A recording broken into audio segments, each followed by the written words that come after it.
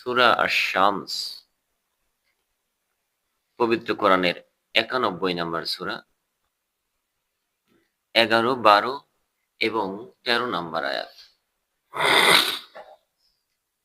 পূর্বের আয়াতে আমরা তিলাওয়াত করেছি, আল্লাহ রাব্বুল আলামিন বলেন,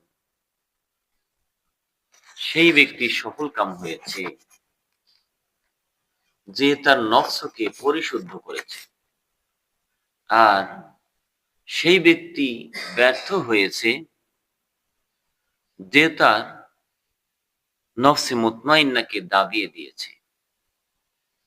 আজকের যে আয়াত তিলাওয়াত করা হলো, আল্লাহ তাআলা বলেন, ছামূদ জাতি নিজেদের বিদ্রোহের কারণে নবীকে মিথ্যা বলে অমান্য করেছে।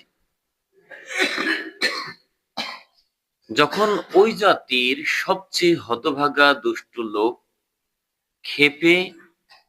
ক্ষেপে গিয়ে উঠে দাঁড়ালো, তখন রাসূল তাদেরকে বললেন, আল্লাহর উটনীর উপর হাত তোলো না এবং তাকে পানি খেতে বাধা দিও না।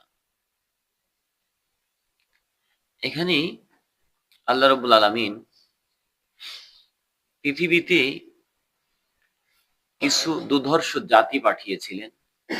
তার মধ্যে একটা জাতি হলো ছামূদ জাতি।